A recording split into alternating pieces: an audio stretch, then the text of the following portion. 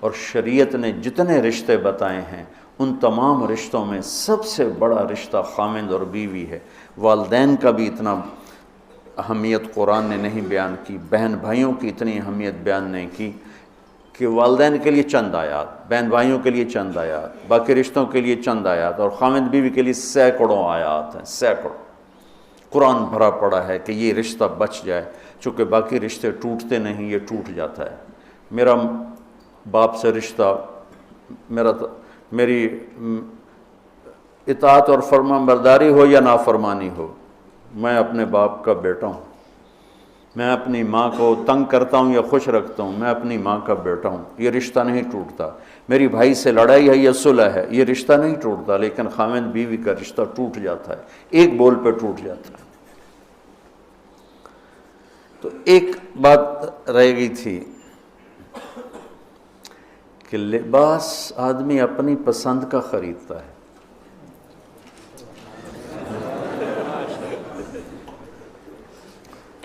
جب چھوٹا بچہ ہوتا ہے پھر تو ماں باپ پہناتے ہیں، جب وہ ہوش میں آ جاتا ہے تو وہ لباس اپنی پسند کا لیتا ہے، ماں کی پسند کا نہیں لیتا، باپ کی پسند کا نہیں لیتا ہے۔ تو لفظ لباس میں اشارہ ہے کہ والدین کو چاہیے کہ شادی میں اپنی بیٹی اور بیٹے کی پسند کا خیال رکھیں۔ یہ لفظ لباس بتا رہا ہے کہ جب ہم چھوٹے تھے ہمیں ماں باپ جو پہناتے تھے ہم پہن لیتے تھے، جب سے ہم نے شعور میں قدم رکھا ہے تو اب ہم اپنا لباس خود ہی خریدتے ہیں، چاہے وہ نیلا ہو، پیلا ہو، کالا ہو، سفید ہو۔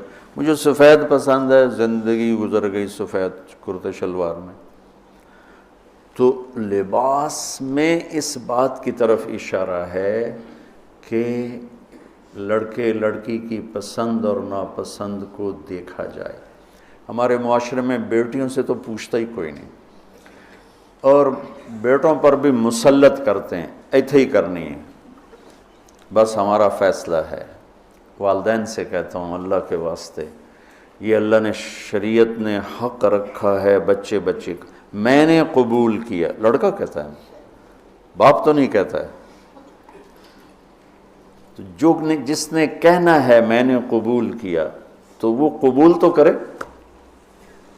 ایک صحابی نے آ کے عرض کی یا رسول اللہ میں نے وہ نکاح کا پیغام دیا ہے، تو آپ نے فرمایا تو نے وہ لڑکی کو دیکھا ہے؟ کہا جی نہیں۔ آپ نے کہا دیکھ لو کہ تم نے زندگی گزارنی ہے، دیکھ لو۔ اتنی گنجائش رکھی ہے کہ لڑکا لڑکی بیٹھیں، آپس میں بیٹھیں، ایک دوسرے کو دیکھ لیں، بات چیت کر لیں، تو انہوں نے زندگی گزارنی ہے۔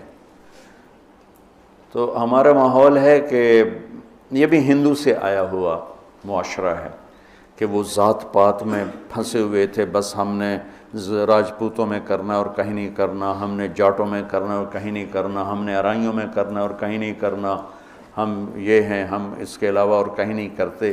یہ پورے ہمارے ماحول میں ایک چیز رچی ہوئی ہے۔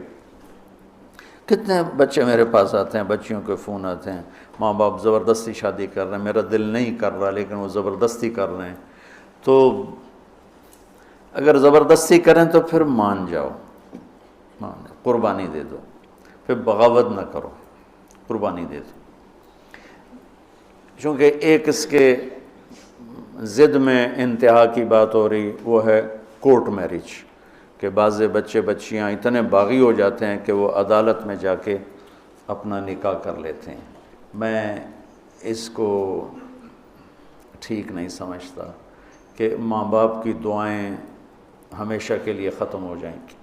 ماں باپ زیادتی کرنے پر آ گئے ہیں، مان جاؤ، مان جاؤ، اور اللہ سے مانگو، اللہ پاک اس میں آپ کے لیے بہتری کی شکلیں بتائے گا۔ اس کیمرے کے ذریعے سے لوگ جو سن رہے ہیں، سارا ملک تو نہیں سن رہا ہے لیکن جو سن رہے ہیں، یہ شادی بچے کا معاملہ ہے، بچی کا معاملہ، اللہ کے واسطے پوچھا کرو، پوچھے بغیر کرنا زیادتی ہے۔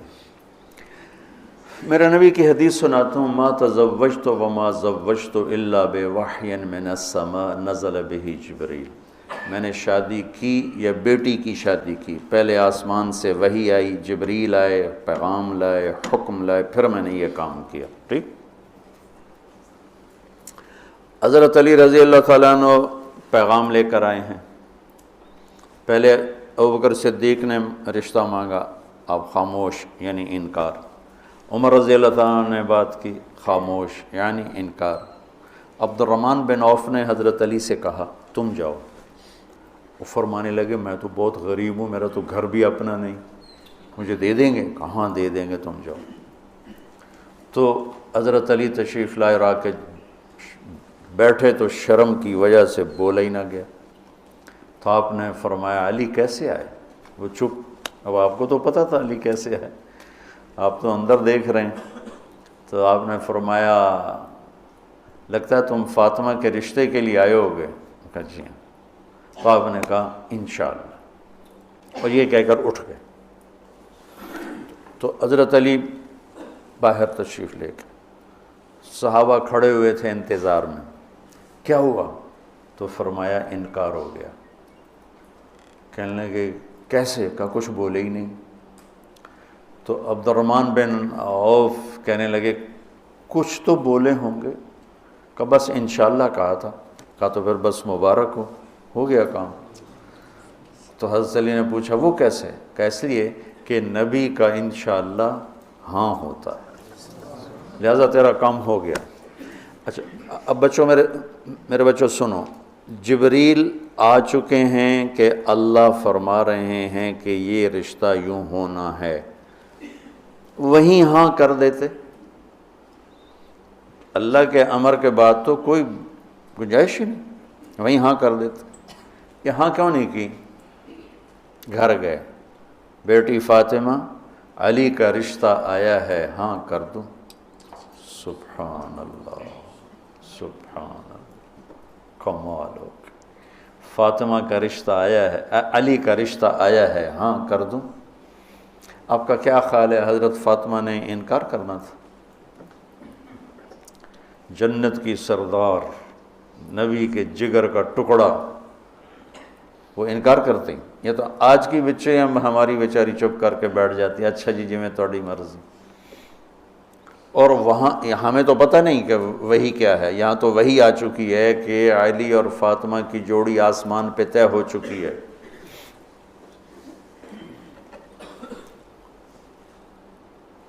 حضرت فاطمہ رضی اللہ تعالیٰ عنہ کے اقرار کے بعد آپ باہر تشریف لائے۔ وہیں اقرار کیوں نہیں کیا؟ ہمیں سبق دینا تھا کہ آسمان سے وحی بھی آئی ہو تو بھی بیٹی سے پوچھو۔ سبحان اللہ، سبحان اللہ، سبحان اللہ۔ آپ نے کہا علی بلاؤ لوگوں کو، تو وہ اس وقت مسجد بھر گئی ساری۔ تو آپ نے سامنے بٹھایا اور خود ممبر پہ کھڑے ہوئے اور فرمایا کہ لوگوں میرے پاس جبریل یہ پیغام لے کر آئے ہیں کہ میں اپنی بیٹی فاطمہ کا نکاح علی کے ساتھ کر دوں۔ پھر آپ نے خطبہ پڑھ کے فرمایا کہ علی میں نے 400 درہم کے عوض فاطمہ بنت محمد کو تیرے نکاح میں دیا، تو نے قبول کیا؟ تو انہوں نے کہا قبل، تو میں نے قبول کیا اور سجدے میں چلے گئے اور زور سے دعا مانگی، رب اوزعنی ان اشکر نعمتک التی انعمت علی وعلی والدی وان اعمل صالحا ترضاہ واصلح لی فی ذریتی انی تبت الیک وانی من المسلمین۔ یہ دعا مانگی اور اللہ کے نبی نے کہا آمین۔ آپ نے زور سے اوپر سے کہا آمین۔ پھر آپ نے سارے شرکائے نکاح کو شہد کا شربت پلایا اور کھجور کھلائی، شہد کا شربت اور کھجور کھلائی۔ تو آسمانی وحی کے بعد بھی باپ پوچھ رہے ہیں کہاں کر دوں؟ تو ہمارے پاس تو وحی نہیں ہے، اور ایک بچی نے زندگی گزارنی، ایک بچے نے زندگی گزارنی، اور ماں باپ ان کی وہ رائے کے خلاف اولاد بولے تو وہ کہتے ہیں یہ گستاخ ہو گئے ہیں، یہ نافرمان ہو گئے ہیں۔ وہ پھر وہ ان کو وہ جذباتی طور پر ان پر پریشر ڈالتے ہیں، ہم نے تمہیں بچپن میں پالا، ہم نے ماں کہتی میں تینوں دودھ پیوایا، میں تیرے پوتڑے دھوتے، آج تو میرے اگو بلینا ہے۔ وہ اماں جی میں زندگی گزارنی ہے، تسی گزار بیٹھے ہو، میں گزارنی ہے۔ ہمارے دینی حلقے ہوں یا دنیاوی حلقے ہوں، نہ کوئی بچے سے پوچھتا ہے کہ بیٹا یہاں آپ کا کر دیں، آپ کا کیا رائے ہے، نہ کوئی بچی سے پوچھتا ہے کہ بیٹی یہ رشتہ آیا ہم ہاں کر دیں، بلکہ بچیوں سے چھپا کے رشتے کیے جاتے ہیں کہ وہ بچی کو پتہ ہی نہیں ہوتا۔ ہمارے پرانے تعلق والے ذمہ دار گھرانے کی بچی کہا جی مولانا صاحب چلو ماں باپ جہاں کر دیں ٹھیک ہے، ہمارا سر جھکا ہوا ہے، اتنا تو دیکھ لیتے انسان کا بچہ ہوتا ہے۔ ایک شرابی کے ساتھ میری شادی کر دی، عمر گزر گئی میری روتے روتے، فیملی میں ہی کرنا تھا تو کوئی اور شریف بچہ دیکھ لیتے۔ مجھے صرف فون پہ کہا گیا کہ باسی تیری منگنی کر دیتی ہے تو فلانی تاریخ نو تیری شادی، اور وہ شرابی تھا میرا، آج تک وہ شراب پیتا۔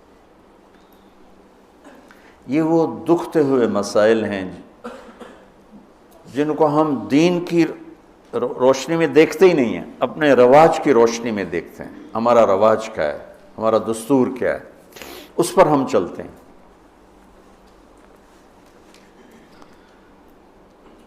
تو میرے نبی نے ہم عمر سے شادی کی، سودا،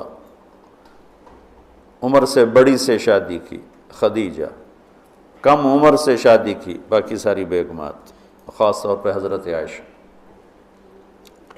مطلقہ سے شادی کی زینب، بیوہ سے شادی کی خدیجہ حفصہ، کنواری سے شادی کی عائشہ رضی اللہ تعالیٰ عنہ، مالدار سے شادی کی خدیجہ، غریب سے شادی کی جویریہ باندی ہو کر آئی ہیں، ہمسر سے برابری میں شادی کی ام سلمہ ام حبیبہ، اپنے خاندان میں شادی کی عائشہ ام حبیبہ ام سلمہ، یہ حفصہ، یہ قریش ہیں۔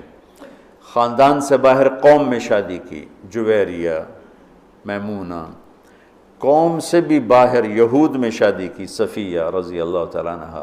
یہ کتنی نسبتیں ایک عورت کی بن سکتی ہیں، ان سب میں میرے نبی نے شادی کی۔ اور آپ حیران ہوں گے، اپنی 3 بیٹیاں بنو امیہ کو دیں جن کے ساتھ جانی دشمنی، ابو العاص کو حضرت زینب، ابو العاص بن ربیع بن امیہ بن حرب، اور عثمان بن عفان بنو امیہ، تو پہلے حضرت رقیہ کا کیا، پھر ام کلثوم کا کیا، اور علی اپنے گھر کے تھے، خاندان کے تھے، تو ایک فاطمہ کا رشتہ ان کے ساتھ کیا۔ اور حضرت عثمان کے نکاح میں جب حضرت ام کلثوم کا بھی انتقال ہوا تو آپ نے فرمایا میری 100 بیٹیاں ہوتی اور اس طرح مرتی، 100 کی 100 عثمان کے نکاح میں دیتی۔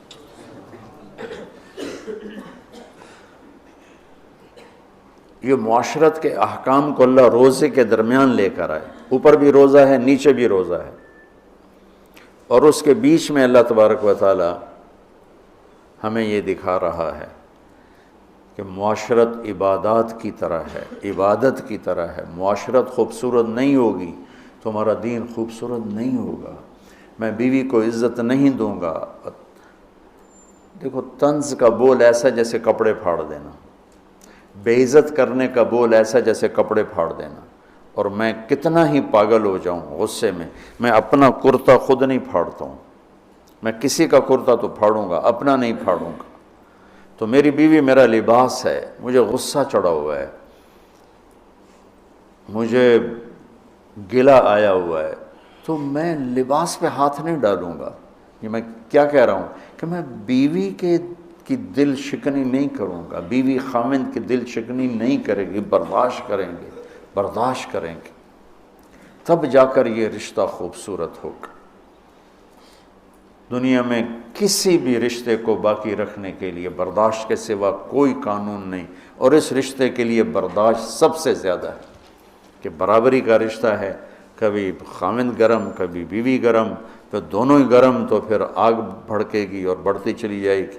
ایک بچہ مجھے آ کے ملا ملتان سے، ٹاپ کیا اس نے پورے پنجاب میں ایف ایس سی میں، تو کہا جی میں 2 دفعہ خودکشی کی کوشش کر چکا ہوں۔ میں نے کہا تم اتنے پڑھنے لکھنے والے بچے، تم کیوں خودکشی؟ کہا جی میرے ماں باپ دونوں آپس میں اتنا لڑتے ہیں کہ ان کی لڑائی سے بددل ہو کر میں نے 2 دفعہ خودکشی کی کوشش کی۔ تو میرے نبی نے 11 گھر آباد کر کے ہمیں زندگی سکھائی ہے کہ اس خوبصورت رشتے کو کیسے نبھانا ہے۔